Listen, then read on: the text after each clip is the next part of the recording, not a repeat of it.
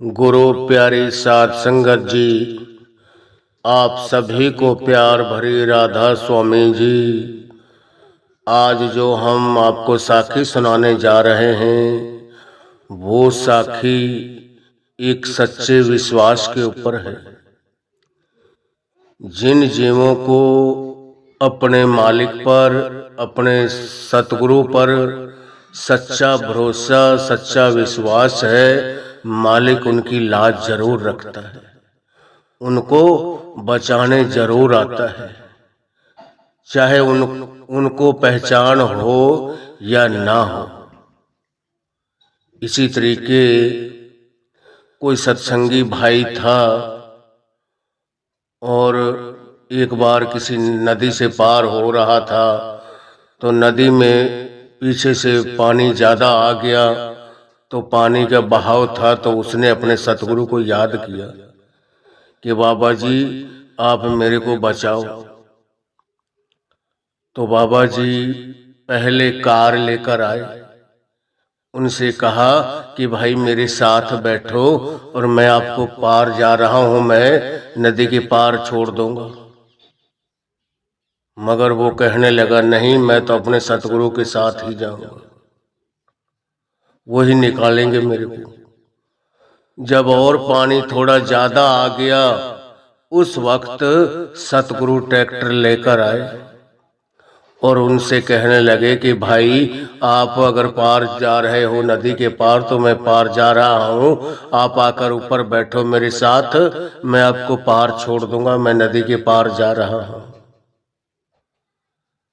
मगर वो सेवक फिर भी नहीं बैठा, कहने लगा नहीं, मेरे सतगुरु ही मेरे को बचाने के लिए आएंगे। और तीसरी दफा जब और पानी बहुत आ गया और वो जीव डूबने लगा, वो सत्संगी जब डूबने लगा उस नदी में, तेज बहाव में बह गया, तो तीसरी बार ऊपर से वो हेलीकॉप्टर को लेकर आया और उसने रस्सा लटकाया नीचे कि भाई इस रस्से को पकड़ ले और मैं आपको पार निकाल दूंगा, इस रस्से से लटक जाओ आप। कहने लगा नहीं, मेरा तो मालिक आएगा, मेरा सतगुरु आएंगे, मैं उन्हीं के साथ जाऊंगा। इसी तरीके करते करते वो डूब गया। जब पानी में डूब गया, 3 बार भी सतगुरु को नहीं समझ पाया कि यह मेरे मालिक, मेरे सतगुरु आए हैं मेरे को बचाने के लिए। मगर उसको यह था कि सतगुरु अपने उसी रूप में आए और मेरे को आकर अपना असल रूप दिखाकर मेरे को वो बचा ले। जब तक हम अपनी इतनी कमाई नहीं करते, जब तक हम 9 द्वारों से नीचे नीचे बैठे रहते हैं, तब तक हमें सतगुरु की पहचान नहीं होती। जब हम 9 द्वारों को खाली करके 10वें में प्रवेश कर जाते हैं, अंदरली जो तीसरी आंख है, शिव नेत्र आंख जिसको बोला जाता है, उस आंख से अंदर के सतगुरु के नूरी स्वरूप के जब एक बार हम दर्शन कर लेते हैं, अंदर की वाणी, अंदर के सतगुरु के शब्द रूप से जुड़ जाते हैं, फिर हम तुरंत, अगर सतगुरु किसी भी भेष में आ जाए, हम उसकी तुरंत पहचान कर जाते हैं। मगर जब तक हम 9 द्वारों से नीचे नीचे बैठे हुए हैं, जब तक हमें पूरे अपने सतगुरु की पहचान नहीं होती। हालांकि बचाने वो खुद आते हैं, हमें किसी भी विपदा, किसी भी परेशानी में हमें खुद निकालने के लिए आते हैं। मगर हमें पहचान नहीं होती। हम चाहते हैं कि जो हमारा सतगुरु है असल रूप में आए और तब हमें विश्वास होगा। अरे पहले हम तो कमाई करें उतनी भाई। हम अभी पहली क्लास में बैठे हैं और हम बात MA BA की बातें करें, PhD की बातें करें, वो कैसे चीज मिल सकती है? वो तो अभ्यास से आएगी, करने से आएगी।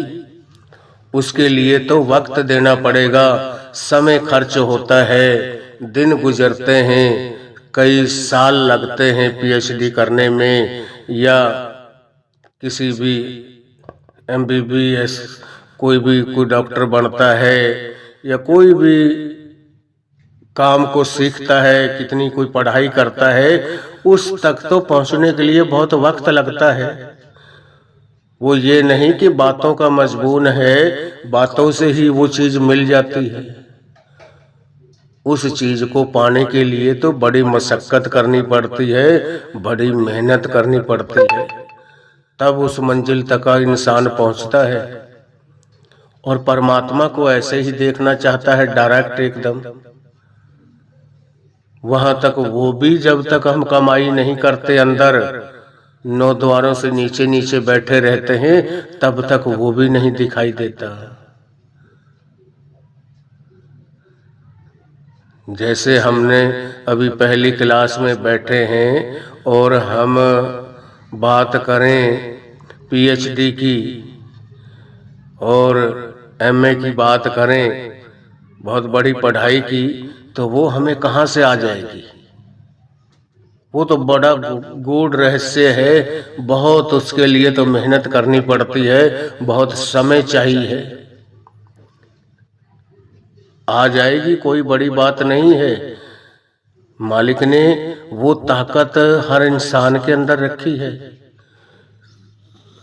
हर काबिलियत हर इंसान के अंदर रखी हुई है, मगर उसको उसके ऊपर चलेगा तभी तो वो मिलेगी, उस कामयाबी को तभी तो कर पहुंचेगा उस कामयाबी तक, जब वो मंजिल पे वो अपनी सही दिशा, सही उस पे खड़ा होगा। तो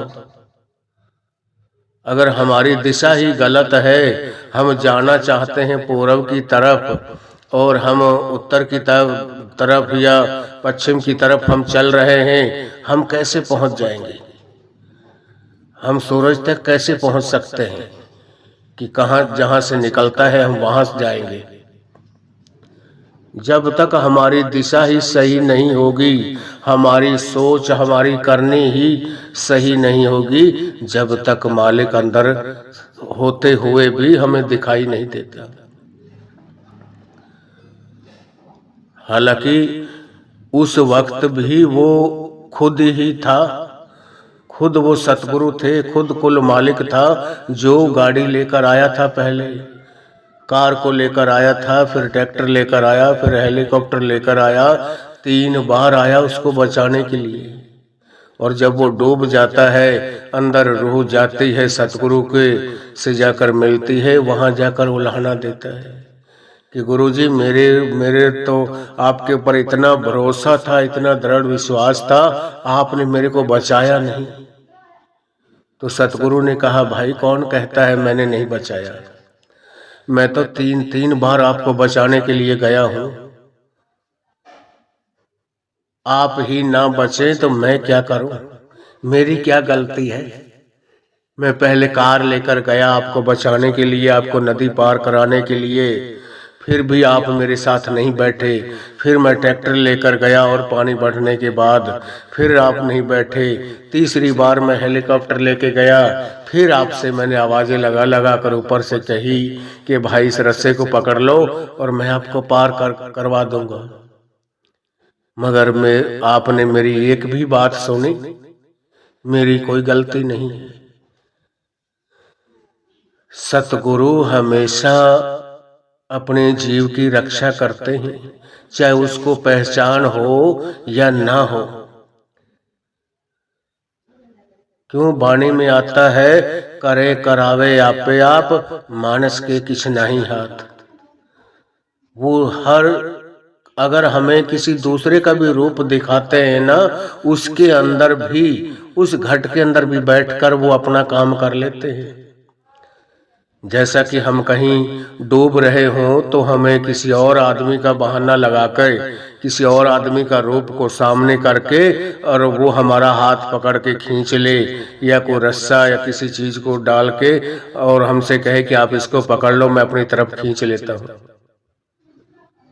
वो काम भी वो परमात्मा ही करता है, मगर हमें उसकी पहचान नहीं होती कि हम सोचते हैं कि ये तो कोई आम इंसान है और हम उसको बहुत बढ़ाई उसकी करते हैं कि भाई मालिक आपकी बड़ी उम्र करे, अगर आप यहाँ ना होते आज तो मैं तो गया था, मेरे को बचाने वाला और कोई नहीं था, ये तो आपने ही दया मेहर की जो मेरे को आपने अपनी जान की बाजी लगाकर मेरे को बचा लिया।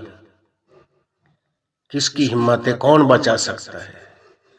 बचाने वाला भी वो आप है, मगर हमें वो दिखाई नहीं देता। वो अपने आप की वड्याई नहीं करवाता, अपने आप को साइड में रखता है, अपने आप की वड्याई सुनना पसंद नहीं है उसको कि मेरी कोई सराहना करे। हम जो आम लोग हैं ना दुनियावी, वो हम दिखावा करते हैं, वो उनको बढ़ाई का, अपने मान बढ़ाई का बहुत ज्यादा उनको होती है, उनके अंदर चाह होती है कि हमारा कोई नाम ले कि भाई हमको तो फला आदमी ने बचाया है, नहीं तो हम तो डूब गए थे। और जो अंदर ताकत बैठी है, जो बचाने वाला है, वो हमें दिखाई ही नहीं देता। इंसान की क्या ताकत है किसी को बचा ले या किसी को डुबा दे? सब कुछ उसके हुक्म से, उसके बहाने से होता है। एक तरफ तो हम कहते हैं कि मालिक के हुक्म के सिवा एक पत्ता नहीं हिलता। जब एक पत्ता तक नहीं हिलता तो उस आदमी की क्या ताकत थी किसी को एक थप्पड़ भी मार दे, किसी के साथ कोई गलत काम कर दे।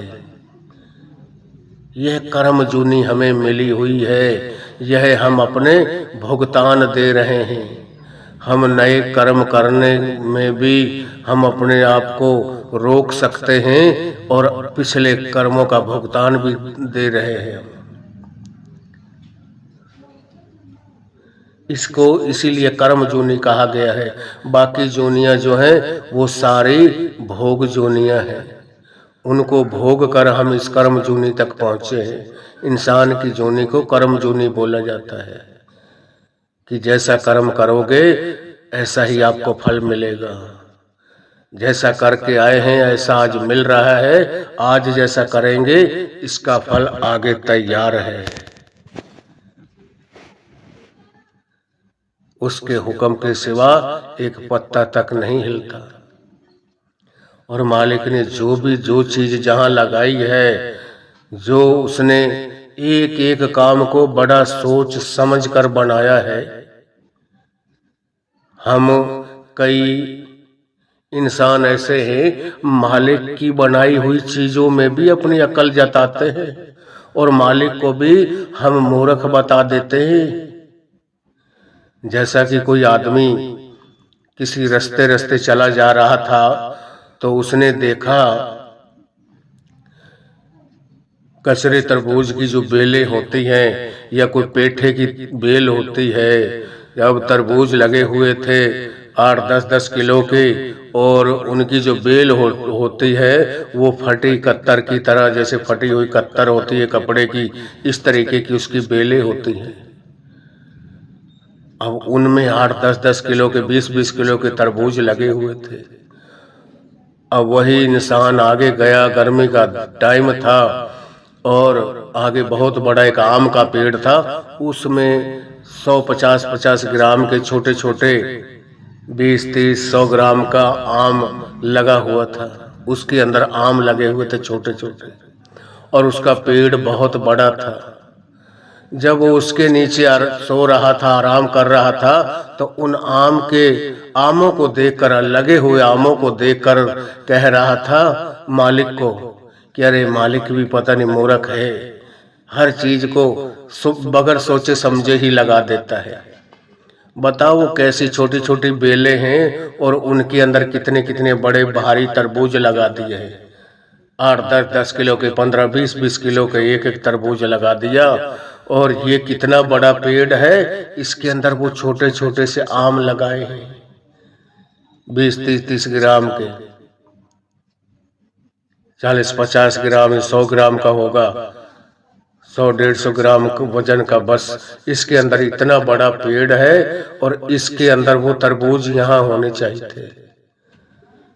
और मालिक को अकेला बैठा बैठा, अकेला सो रहा था, सोता सोता मालिक को कह रहा था कि मालिक भी बस मूर्ख ही लगता है मेरे को तो मेरी सोच से, कि वो बगैर सोचे समझे कोई चीज कहीं की कहीं लगा देता, कहीं की कहीं लगा देता है। जब यह बात उसने अभी सोची ही थी तो जैसे सो रहा था, गर्मी का वक्त था, ऊपर से एक चोटी से एक आम छोटा सा टूटा हवा के झोंके से और उसके नाक के ऊपर गिरा। जब नाक के ऊपर गिरा तो उसी छोटे से आम से उसको चक्कर आ गए, आंखों के आगे अंधेरा हो गया और अपने माथे को पकड़ के बैठ गया। उसको अपनी सुध बुध खो गई। उसी वक्त कहने लगा, ओ मालिक आपने तो बहुत अच्छा कर रखा है। मैं अभी कह रहा था मालिक भी वो जो परमात्मा है वो तो पता नहीं मूर्ख है, बगैर सोचे समझे चीजों को लगा देता। कोई कहीं की लगाने लायक कहीं थी, लगा कहीं दी उसने।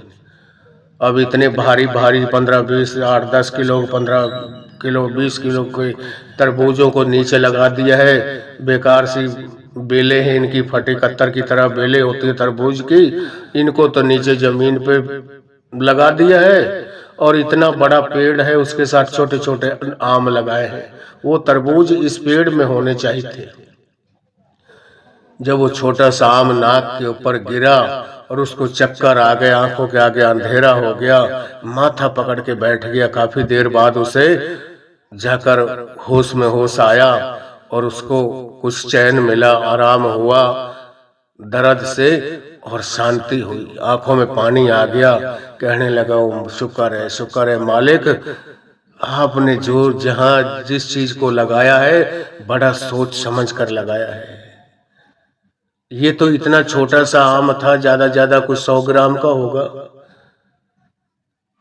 और अगर यह गिरने से मेरे हालात खराब हो गई, अगर इसकी जगह पे वो 15-20 किलो का 8-10 किलो का तरबूज लगा होता और इतनी ऊंचाई पर से गिरता तो मैं तो आज गया था। मेरे तो सर कभी ऐसे प्रेस की तरह मिला देता। ये तो नीचे इतनी ऊंचाई से गिरा हुआ, मेरा तो हालात खराब हो जाते, खत्म था, मैं इस दुनिया में मिलता ही नहीं। उसी वक्त उसकी अक्ल ठिकाने कर दी परमात्मा ने, उस मालिक ने, कि भाई तू मेरे को मूर्ख बता रहा था। 1 मिनट में सही लाइन पे आ गया कि भाई मालिक तो आप सही हो, मैं गलत था। आपने जो चीज जहां लगाई है बड़े सोच समझ के लगाई है। जिसको भी बनाया है, आज चोरी भी लोग कर रहे हैं, कोई लोगों को मार काट कर रहे हैं, कोई किसी की खून खराबा कर रहा है, कोई हत्या कर रहा है, कोई जीवों को उनके गलों के ऊपर छुरी चला रहा है, उनको काट पीट कर खा रहा है। कोई एक उसके हुक्म के सिवा एक पत्ता नहीं हिलता। इसीलिए स्वामी जी ने अपनी वाणी में कहा है, कर्म जो करेगा तो वही फिर भोगना भरना। वो उन्होंने कर्म किए होते हैं, उनके ऊपर वो कर्ज चढ़ाया हुआ होता है। किसी भी जन्म का कोई किसी को मार नहीं सकता, किसी की ताकत नहीं, किसी को वो जिभे कर दे या किसी को जान ले ले, किसी के साथ कुछ गलत कर दे, मगर उसने किसी जन्म में उसके साथ किया होता है। मालिक तो उसका कर्जा उसके सर के ऊपर से उतरवाता है कि भाई तेरा और इसका कर्जा उतर जाए, बराबर हो जाओ, आपका जो लेने देने है वो साफ हो जाए।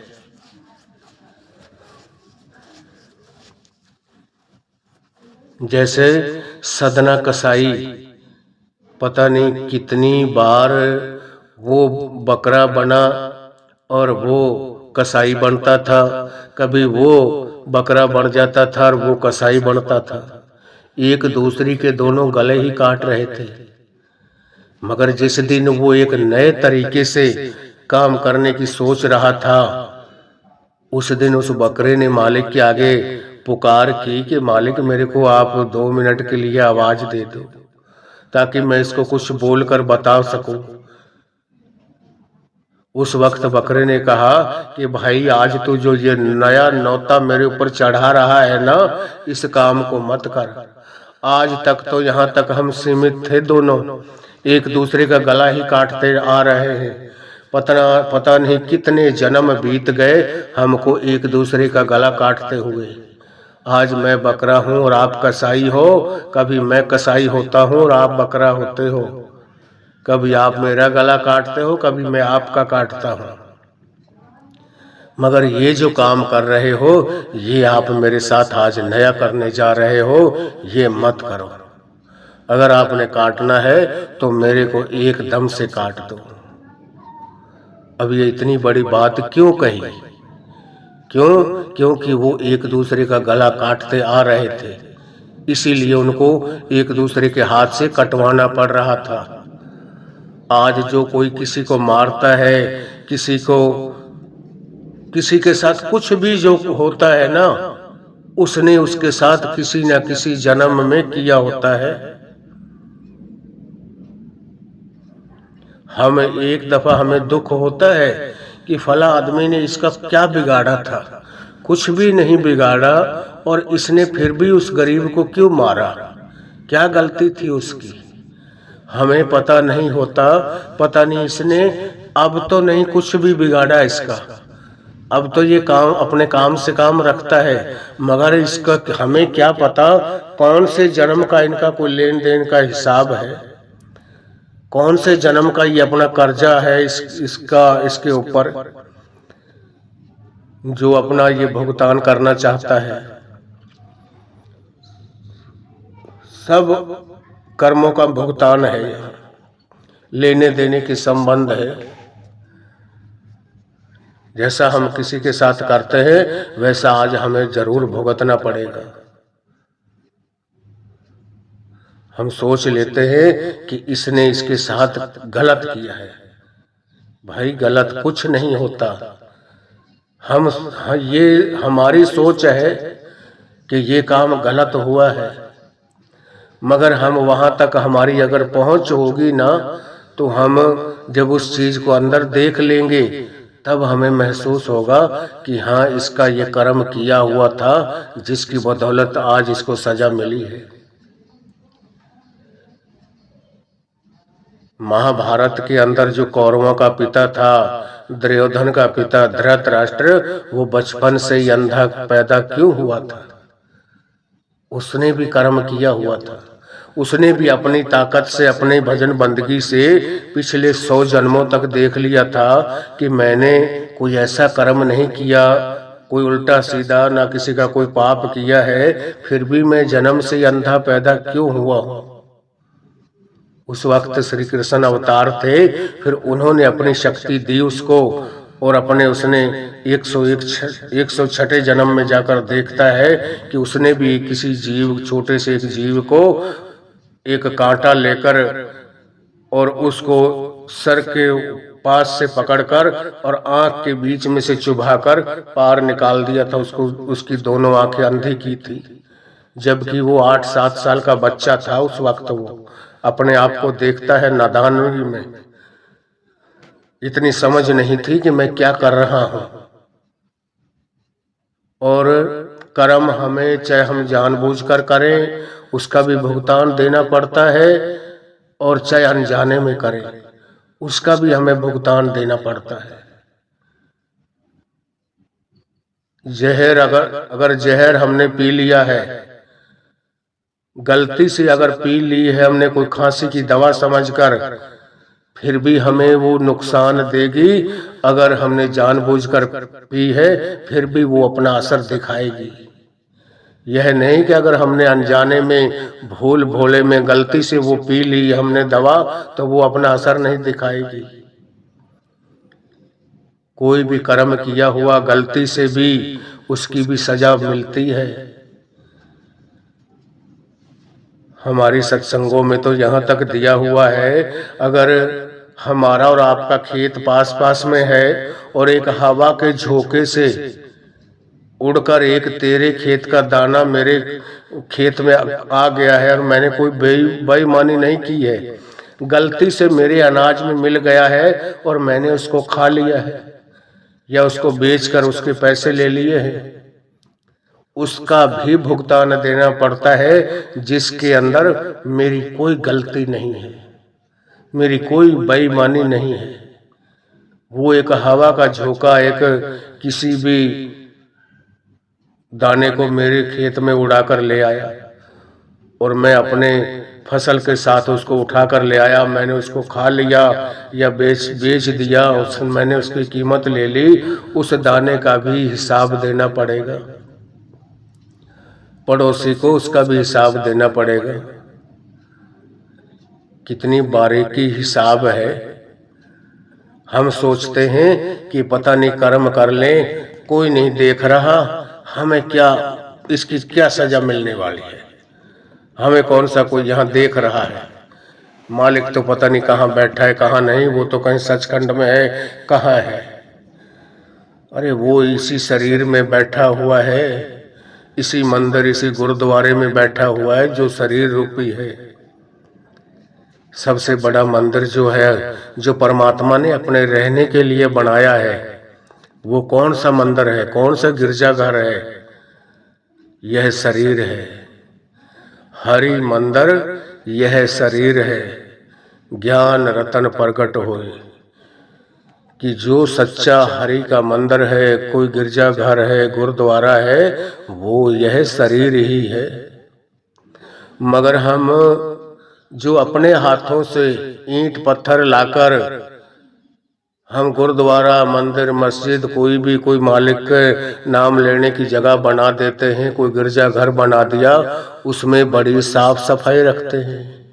क्या सोचते हैं कि यह परमात्मा के रहने की जगह है, परमात्मा का नाम लेने की जगह है। वहाँ कोई गलत बात नहीं करता, कोई गाली गलौज नहीं करता, कोई अपशब्द नहीं बोलता। वहाँ राम राम मालिक का नाम ही लिया जाता है।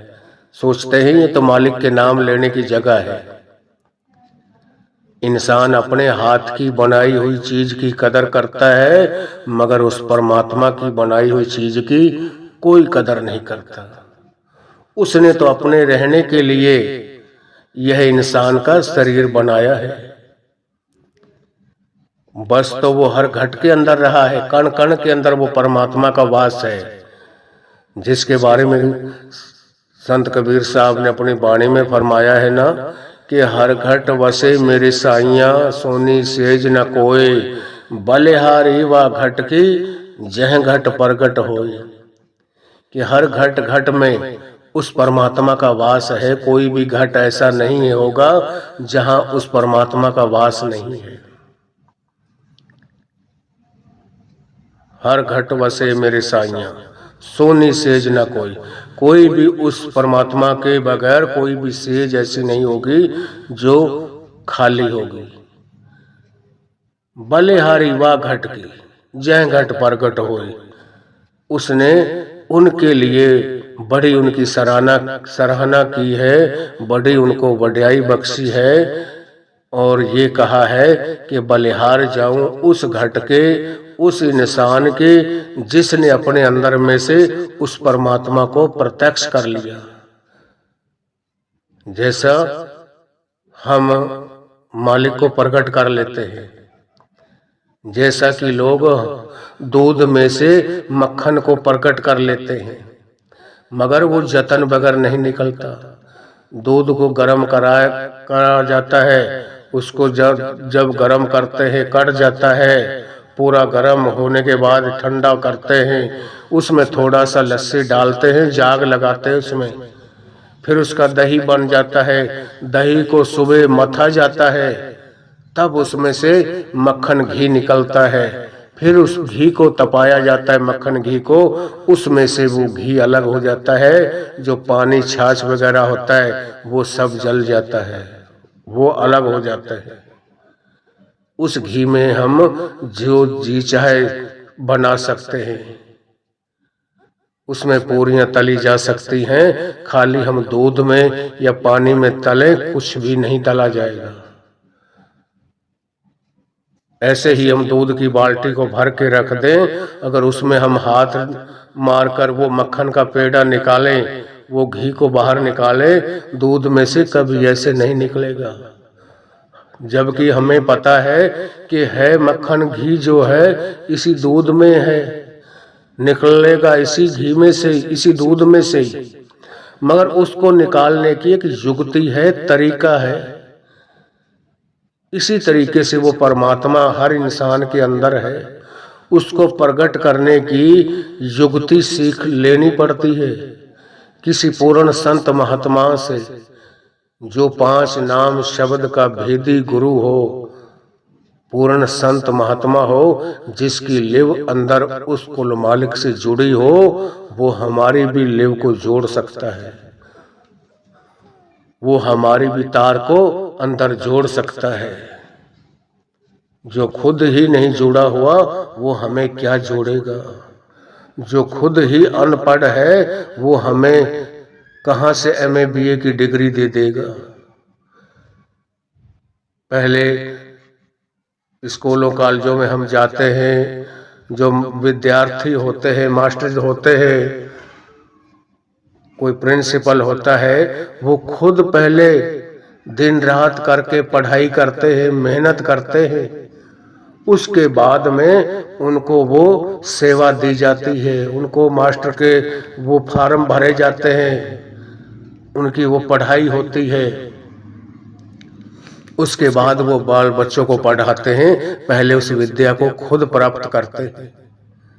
इसी तरीके से जो संत होते हैं उस ताकत को से खुद मिलते हैं। पहले जो संतों का शब्द रूप होता है, वाणी रूप होता है उस मालक का, उस रूप में एक मिक होते हैं पहले खुद, उसके बाद अपने किसी भी शिष्य के ऊपर दया मेहर कर दें, वो 5 नाम शब्द की दीक्षा दे दे उसको, वो गुरु मंत्र बता दे, वो उस आधार के ऊपर उस तरीके से वो युक्ति वो तरीका लेकर भजन बंदगी करे, तब मालिक हमारे अंदर में ही है। आत्म में राम, राम में आत्म चीनस गुरु बेचारा, हमारी आत्मा के अंदर वो परमात्मा है और हमारी आत्मा उस परमात्मा की अंश है। मगर दोनों एक ही घर में बसते हैं, इस शरीर रूपी घर में बसते हैं, एकत ग्रह बसते मिल बात न करते भाई। कितने युग बीत गए एक घर में रहते हुए, आज तक दोनों मिलकर एक जगह नहीं बैठे हैं, दोनों का वास एक जगह नहीं हुआ है। क्यों नहीं हुआ है? क्या कारण है ऐसा? क्या वजह है? दोनों का मेल कैसे नहीं हुआ? क्यों? क्योंकि इसके अंदर 5 विकार है, काम, क्रोध, लोभ, मोह और अहंकार। जब तक यह 5 विकार नहीं निकलते तब तक वो दोनों एक मिक नहीं होते। यह इनको हमेशा अड़ाए रखती है। जैसे जहां दिन होता है वहां रात नहीं होती, जहां रात होती है वहां दिन नहीं होता। जहां नाम प्रकट हो जाए वहां अहंकार नहीं आता, जहां अहंकार होता है वहां नाम नहीं। हमें नामे नाल विरोध है, दोय न वसे इक थाए। हमें का और नाम का दोनों का विरोध है, यानी अहंकार का और नाम का दोनों का विरोध है, दोनों एक जगह नहीं रह सकते। जब वो आ गया, जब परमात्मा प्रकट हो गए, हमने मैं मेरी को अपनी खुदी को खत्म कर दिया, तो वो परमात्मा प्रकट हो जाते हैं। फिर यह हमें आ नहीं सकती, अहंकार आ नहीं सकता। जब तक अहंकार है, हमें है, तब तक वो आता नहीं। ये दोनों एक जगह नहीं बसते। मगर इस हमें को खत्म करने की दवा कहां से मिलती है? वो भी इसी शरीर के अंदर परमात्मा ने रखी है। जिसके बारे में वाणी में बताया जाता है, हमें तिरग रोग है, दारू भी इस माहे, कृपा करे जे अपनी, गुर का शब्द कमाए। कि हमें का जो अहंकार का रोग है वो हर जीव को लगा हुआ है, मगर इसकी जो दवा है, दारू है, उस अहंकार को, हमें को खत्म करने की, वो भी इसी शरीर के अंदर है। हमें धीरज रोग है, दारू भी इसमें है, कि उस अहंकार की जो दारू है, दवा है, वो भी इसी शरीर में है। कृपा करे जी अपने, कि जिसके ऊपर, जिस रूह के ऊपर वो कुल मालिक अपनी दया मेहर कर दे, कृपा करे जी अपनी, गुर का शब्द कमाए। वो ही शब्द की कमाई करता है, नाम की कमाई करता है, और अंदर शब्द से जुड़कर आप भी शब्द रूप हो जाता है। फिर उसके बारे में बताया जाता है, हर का सेवक सो हर जेहा, भेद न जानो मानस देहा। फिर वो सच्चा हरि का सेवक और वो हरि, उन दोनों में फर्क नहीं रहता।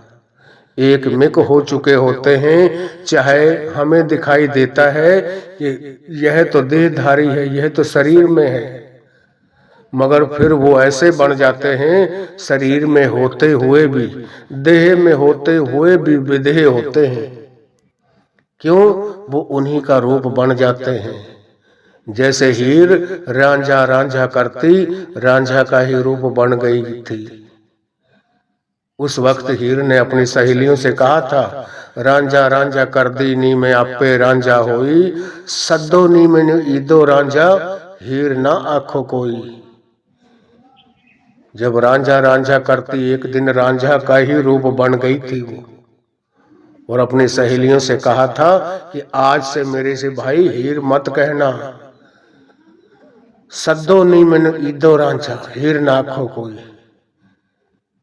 कि आज मेरे को ईदो का रांझा था, ईदो का रहने वाला था, ईदो गांव था जहां का वो रांझा था। तो जब हम उसकी सेवा करते हैं, उसमें एक मिक हो जाते हैं, फिर उसमें और उस परमात्मा में कोई फर्क नहीं रहता। तो हमें भी चाहिए इस साखी द्वारा, जो संत महात्माओं ने अपने वचन सुनाए हैं, अपनी वाणी को सुनाया है, जो अपने उस मालिक से मिलने की जो युक्ति है, तरीका है, जब तक वो युक्ति तरीका हमें नहीं मिलेगा, तब तक हम परमात्मा तक पहुंच नहीं सकते। इसीलिए कबीर साहब ने अपनी वाणी में फरमाया है, कोट नाम संसार में ताते मुक्ति ना होए, आद नाम जो गुपत जप बूझे बिरला कोई। कि करोड़ों नामों से लोग उस परमात्मा को याद कर रहे हैं, मगर उन नामों से उनकी मुक्ति नहीं होती, जमों के धक्के ही खाने पड़ते हैं आखिरी। कोट नाम संसार में ताते मुक्ति ना होए, आद नाम जो गुपत जप।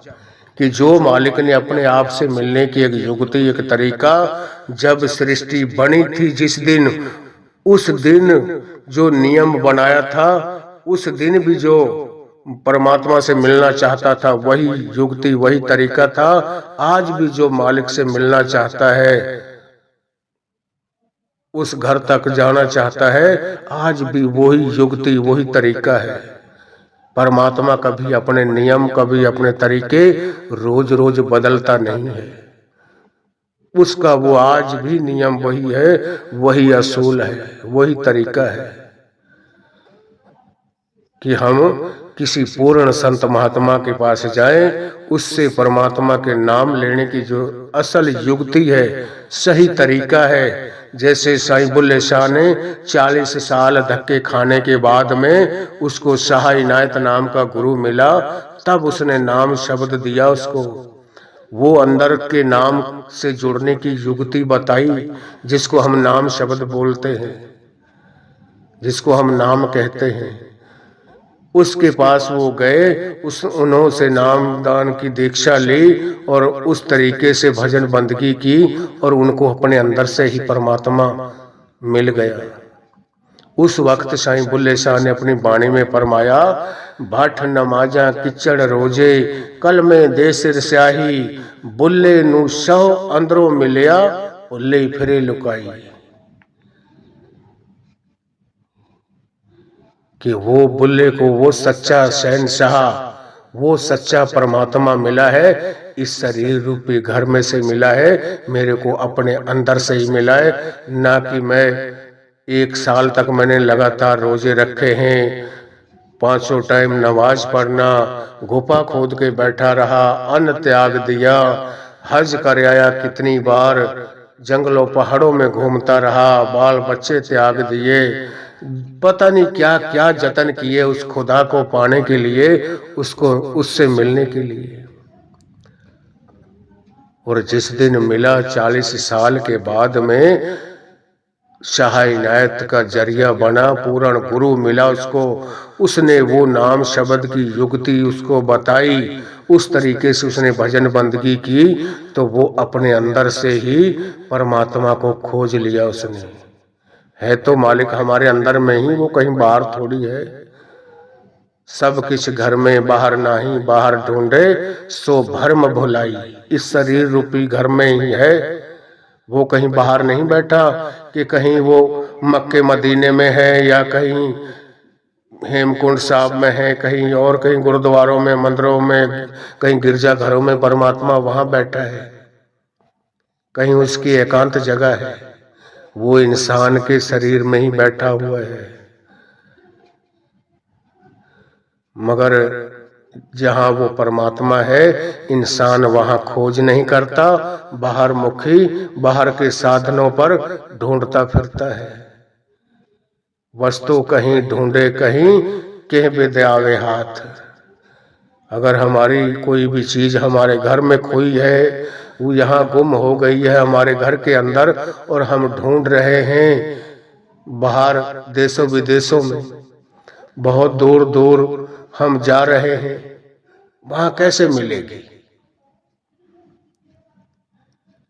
जब तक हम अपने अंदर की खोज नहीं करेंगे, अपने अंदर उस परमात्मा को नहीं ढूंढेंगे, जब तक मालिक हमें नहीं मिलेगा। कहीं बाहर नहीं बैठा है, वो तो हमारे साथ है, हमारे शरीर में बैठा हुआ है। सदा हजूर दूर न जाना, उसको कभी भी दूर मत समझो, वो तो हर वक्त, हर पल, हर घड़ी हमारे साथ है, हमारे अंग संग है, और हमारे हर कर्म को, हर सोच को, हर काम को खुद ब खुद देख रहा है और खुद रिकॉर्डिंग कर रहा है। उसको किसी गवाह की जरूरत नहीं, किसी और आदमी की कोई जरूरत नहीं। जिस दिन हम शरीर को त्यागेंगे, वो हमारे सामने हमारे नाम की जो चिप, पूरा फोल्डर, वो हमारे सामने, हमारे स्क्रीन के सामने चला दी जाएगी कि ले भाई, तूने ये काम किया है, इसके साथ ये किया है, इसके साथ ये किया है, ये तूने अच्छा किया है, ये गलत किया है, इसकी सजा ये है, इसकी सजा ये है। अच्छे की भी मिलेगी, बुरे की भी मिलेगी। कर्मों से कोई नहीं बच सकता। कर्म सिर्फ 2 तरह से कटते हैं, एक शब्द की कमाई करने से, एक पूर्ण संत महात्मा के सेवा करने से। शब्द कर्म की रेख कटावे, शब्द शब्द से जाय मिलावे। और कोई तरीका दुनिया में है ही नहीं शब्द की रेखा को खत्म करने वाला, मिटाने वाला। तो हमें भी चाहिए अपने संत सतगुरुओं के असूलों पर चलें। जो हमारे मालिक, हमारे सतगुरु हमको युक्ति बताई है, उन्होंने नाम शब्द दिया है, वो हम नियम पूर्वक अपने सतगुरु के ऊपर दृढ़ विश्वास, पूरा भरोसा रखकर हम भजन स्मरण को पूरा वक्त दें, ताकि मालिक हमारी भजन बंदगी की लाज रखे। हमारा परमार्थ भी बनाएंगे, हमारा स्वार्थ भी बनाएंगे। मगर पहल हमें करनी पड़ेगी, हमें करनी में अपने आप को ढालना पड़ेगा। बाबा जी कहते हैं ना, भाई करनी नल करनी मिलोगी, कथनी नल कथनी मिलोगी। हम कथनी में किसी से कम नहीं रहते हैं, बातों से हम बहुत कुछ करते हैं, मगर करने का जहाँ बात करने की आती है वहाँ हम जीरो होते हैं। जिस दिन हम कम बोलेंगे, कथनी को कम करेंगे और करनी में ज्यादा अपने आप को व्यस्त करेंगे, करने पर ज्यादा जोर देंगे, मालिक हमारी भक्ति की लाज जरूर रखेगा और हर मंजिल पर हमारे साथ खड़ा होगा। हमें कभी भी कहीं भी नीचे नहीं देखना पड़ेगा। तो मैं आगे ज्यादा ना जाता हुआ इस अपनी साखी को यहीं विराम दे रहा हूँ। अगर आप हमारे रूहानी साखियाँ चैनल पर नए हैं तो हमारे चैनल को लाइक व सब्सक्राइब जरूर करें। जब यह साखी आपको पसंद आए तब, और कमेंट में राधा स्वामी लिखना ना भूलें और यह भी लिखें कि हम कौन से एरिया, कौन से स्टेट से सुन रहे हैं। राधा स्वामी जी।